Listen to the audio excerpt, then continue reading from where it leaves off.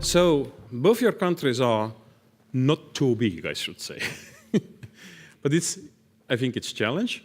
It's an opportunity, because what we learned also that small countries can develop faster, because the amount of work what you need to do is not that big. But starting from Aruba, what is your view about the further development and the cooperation of e-government solution and technology? I know you are not a technology person, but you as a Prime Minister must be responsible for everything. Well, thank you first for the opportunity. Aruba is a very small island in the Caribbean Sea. We have a population of 110,000, 70 square miles. So and it's always sunny. We have good weather. But of course, there are other challenges. We drive on tourism. That is almost 80% of the GDP is generated by tourism. We had an oil refinery, but the oil business is not doing well nowadays. It's very important to keep up with the changes, and we have not kept up with all the changes on innovation and digitalization. So it's very important to have that well in place. And that's where we found the Estonian model to be be able to handle the needs that we have in Aruba itself, centralizing government services, digitalizing government services, giving better service to the citizens of Aruba, more transparency in order to combat corruption, improving the quality of life of the people of Aruba. So that is what we are heading for. We are working together with the e-Governance Academy of Estonia on a roadmap to be well equipped by 2030. We want to do it in phases to make it more feasible. Your second part of the question on cooperation, I think that if there is one message that I take back from today, is that is very necessary, very much necessary. It's not done enough. Aruba is part of the Dutch kingdom, the Kingdom of the Netherlands, together with Curaçao and Sint Maarten. Those are islands in the vicinity. Bonaire, Ceiba, and Statia are also close by, are part of the Netherlands. And we are trying to work stronger together, at least with these islands. And the question that was posed in the first part of this session, if the cooperation needs to be regionally or not, I believe that these islands, that we share a lot in common. We have a lot in common, we share a lot. So I believe that we can do things together, but I don't feel that that would be enough. So I look at other organizations. We have listened to the UNDP this morning, the EU, the CARICOM is also working with Estonia on this. So I'm confident that we will be more involved in the regional cooperation because I think it's necessary. Thank you very much. Aruna, give us a context of Cabo Verde, what is in the other side of Atlantic. First of all, I want to thank you for inviting me to be in this stage, in this conversation. I don't know how many people know Cabo Verde. If you know Cabo Verde, just raise your hand. Yes, Cabo Verde, of course. You can ask now, but who is dreaming to travel to Cabo Verde? Yes, who's dreaming to travel to Cabo Verde?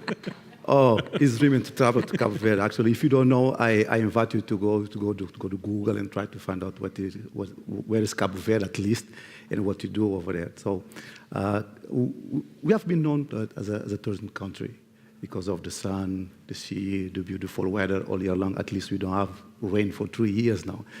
But also known as a country with all of the issues coming in, the challenges that we call challenge. Just to let you know, for 2 times we had food issues in Cabo Verde, and the United Nations declared us as a non-viable country, so everybody should be leaving the islands and go live somewhere else. This is our story. So we have a very good resistance and resiliency in this country. This is a part of our story that we don't forget. Why we do not forget this?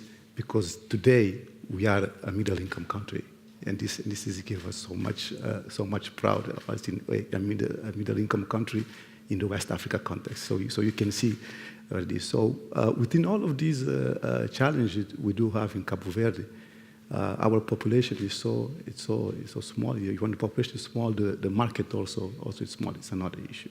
So no rain, no market. You see, you have transportation problem, 10 islands, each one different from the other. You have a volcano, and we have almost everything coming. You know, so we're looking at this and say, okay, now we do not have problems. Okay, we have challenges. So why not transform these challenges into opportunities? And this is where comes the ICT part and the e-government part, because today also Cabo Verde, it's #1 in our region in the e-government index contest, and #4 in Africa. So where's the other countries on this, on the big ones, with more money? What they invest in Ghana, for example, it's a good comparison. It's because by GPD of the country, Cabo Verde is investing today more than them in a 6.2%. Why? Okay, this is a question just for all of us African. How can a country like us, with no resources, middle-income country, and this country with all the resources that will be struggling so much? So maybe we're not doing the right thing. Yes, we know that already, but what can we do about it? This is what Cabo Verde looks back and say, let's do something about it. E-governance for us is very important. 10 islands, how do you decentralize all of these services and get the population again? And we have another island that is our diaspora, more than 1 million. Yes, and they participate every day in everything that comes in Cabo Verde. They vote, you know, they send money into Cabo Verde, they invest in there in all of the areas. How will we put all of this together? The only way that we can do it is the technology and the e-governance. Okay? Nowadays, we invest so much in infrastructure that Cabo Verde is willing to transform into a hub. We have 4 different submarine cables coming in. We're trying to build a new infrastructure that we call the Milka Cabral Initiative to connect all of the capitals of our sub-region and be a hub for them, to give them, because they are struggling so much on this. And we are talking about collaboration here. This is what you need. When you look at them, you say, okay, why don't you use something simple, the principle of the good neighboring? Okay, if you did it, why we don't help them to do it so they can go faster on this process? Today, we have digitalized almost all of the services, starting from the identification. We will talk about this since this morning, the land processing, the health sector, the education sector, everything is digitalized. This was the first process, and it took us almost 20 years to come here. And on these 20 years, we understood something also. It's not about the technology, I think. It's about the people. It's about the change in management. It's about how these people will understand what you're giving to them so they can produce more with this thing. And this is what Cabo Verde shares with the other country. You don't bring technology to them because somebody else will bring it maybe better, maybe they will do it better than us. But we give all of the experience we have on this e-government, and that we took it from Estonia, by the way, and still taking it from Estonia, and in a very good cooperation process, because we believe that this is the way African countries should go. We are not looking to copy all of this from Estonia, but we are taking what we have the best, adapt it to our own context, and try to bring this to the African. It's the excellency coming and bringing this also to us, to African countries. So Cabo Verde today, everybody can pay taxes online, pay the bills online. They can have the registry process online. They can do almost everything online. Not only in... and we don't need to travel to another island. Yes, we don't need to travel to another island. What it comes to the strategy, because people are talking about strategy, this is very important. We started the strategy in 1998, okay, and it was updated in 2004. And now we are doing a major update, not going anymore on the e-gov process. Now we're talking about GovTech. Okay. It's so simple. Why? Because we have all of this data coming in all of these sectors. The government cannot be doing this by itself. It needs to share it. Because why? Why we do have a critical private sector. And the private sector needs to kick in on this and try to help the government develop the front-end application. So we are putting in place a platform that we call the Platform for Data Exchange. So all the governments will put the APIs on there. It's like an API store, and the private sector can use it to create more applications and get so. So this is in a very resume way to explain how Cabo Verde it is now. We are known for the tourism. I know people don't know us for for technology. There you go. But this is the way you go. Technology, tourism, and good tuna steaks mixed. Yes.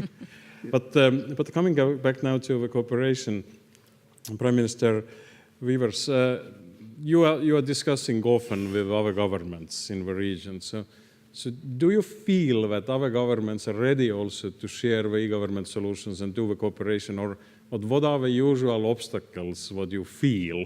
Like, you probably cannot describe them, but just what is the feeling why governments don't want to share all those things?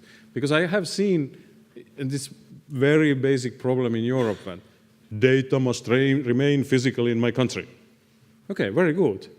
But if a country is wiped off by hurricane, also the data is wiped off. So what if you have bad option and very bad option, what you will select? So what are your feeling and understanding? Is there readiness to cooperate also, to put the data to other countries and this kind of things? I think that two things are very important that come to my mind now. The first is politics. Most of the countries in the vicinity usually have had some kind of political dilemma or issue with each other. So you need to first cross that bridge. And we have had some share ourselves. But I think that the time is right now. The second, and that is the most important thing, that is the mind frame of the people. Mm-hmm. We still have people in Aruba that believe that the data is from them and not from the citizen. So that is a mind shift that we need to accomplish in Aruba before going to collaboration with other countries. I had a head of department that when I told him, why are you charging the citizen for giving him a declaration that he is registered with you? Well, because the data is mine. And then it's a completely other way of thinking, because the data is not his, it's from the citizen. And I think that if we cross that bridge, if we can gap that situation, that we will be better in shape to collaborate with each other, cooperate with each other. So you say it's mainly not just resistance, but probably much more like approach-wise, or not understanding even what is what is the topic, or it's not technical issue, I mean, but it's like more like cultural or deeply mindset issue. I don't think it's technical. I think it's financial, though. Of course, we're islands. Yeah. We have financial constraints. But I think that, and that is the beautiful part of it, once you achieve that mind shift, then everything becomes possible. Yeah. Then you don't have any limitations anymore. And we believe in changing the way people look at things and trying to influence their behavior, their way of thinking. So I think it's possible. And especially if you are, like you mentioned, you are at the same legislative room with Curacao and Saint Martin, so it's much more easier with them because your legal background is very similar. Yes, indeed.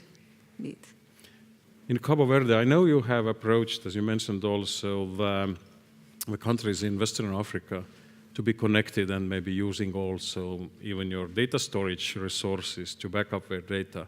How far you are with this plan? Well, this is a new plan going. We have in 18 countries. We have all of them agree that Cabo Verde is it's a good place to keep the data even as a backup. And sometimes why not the main processors of the time, because most of them don't have data centers. We have several data centers. They have a huge and very modern data center. We do have one. We created this new idea to try to share with them that we call the virtual data center, that every country can get its own data center and manage it from our physical infrastructure. While they are still working on other aspects, because we have so many priorities in Africa, starting from food, education, and everything else. So maybe ICT is not one of the priorities. If you did it already, why not share it with other countries? And this comes with many other things. It's like you say, specific regulations. We are working also on that. maybe deregulate a little bit, but also create some timeline regulation just for a specific thing. We use a country like a sandbox. If you want to test something, okay, we'll create a specific regulation for you. So you test it, and then maybe you can, in a 3 months, 6 months, then we use technology afterwards in your country. So this is something also that we are working on, and it will be possible in a few years, maybe. Can Caribbean countries use your data center and virtual data center also? Of course, yes. Because yes, if we have connectivity, we don't have a language problem, right? Because we are discussing about it because we speak the same, almost the same. We understand each other. We are the only countries in the world that speak the same language: Curacao, Aruba, Bonaire, and Cabo Verde. Yes, in Cabo Verde, this is amazing. In a completely different space. But we speak. It looks like there is a deal. Yes, yes, of course. Of course, yes, because the country has been prepared itself to be a hub. So. For memory also. Yeah. The last very short question I want to touch, because we just have 1 minute and 35 seconds left. Skills. Are you ready to share the skills also with other country, meaning that having, I don't know, whatever this scenario is, that there are a couple of educated ICT engineers who are running from Cabo Verde or Aruba the interoperability solution for the region, and maybe in some other country where are cybersecurity experts who are taking care about cybersecurity, and third country where are digital ID experts who are like taking care of a region. Is it doable? Can you trust government officials from other governments for this purpose? Yes, of course. That's what I said at the beginning. It's very important to not have any conflict and to have a trust situation. We are good in exporting tourism, so we have this experience, and now we have the need to import the expertise, the skills for the e-government. So it's a give and take sometimes, and that's life. Thank you. Yes. Aruna. Yes, a quick one on this one. In 20 years ago, Cabo Verde has 80% of the technicians working even on e-government process, on any other process in Cabo Verde work from abroad.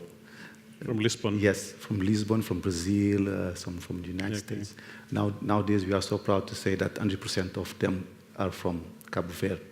It's because we did it in several different phases.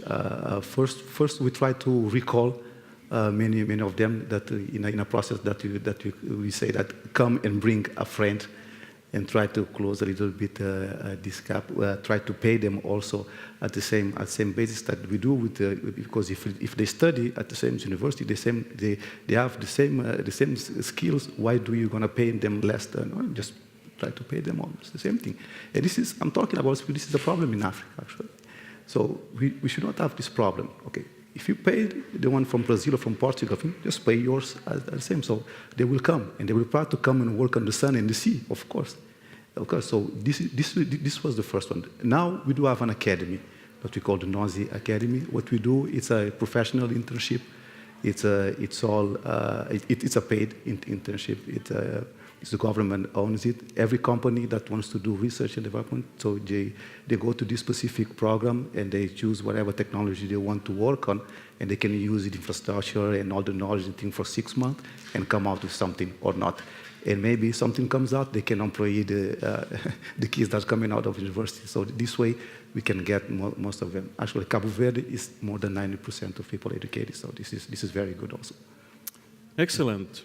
Yeah. I really want to thank you for this good discussion, and I hope those countries could serve as examples for others also, as an open-minded and cooperation-minded countries. So we hope that we are from Estonia and e-Governance Academy can work with you and follow the advancement, and I think also across-Atlantic cooperation could start between those countries. So please give a warm applause to our discussants. Thank you very much. And you can leave seated for 2 more minutes, because I will now provide the housekeeping remarks. And just you to know what will happen next. Well, we need your opinion in this workshop app. So please provide your opinion and vote. until you are doing it, I will tell you what happens tonight. We have a gala dinner tonight at 7:30. Takes place in Kultuurikatel, what is in translation, whatever, cultural hotpot or something like it. It's an old energy production plant now turned to event center. And to get there is you have the following opportunities. The event starts at 7:30. The doors are open from 7 p.m. And to get there will be 2 buses in front of Swiss Hotel at 7 p.m. to get there.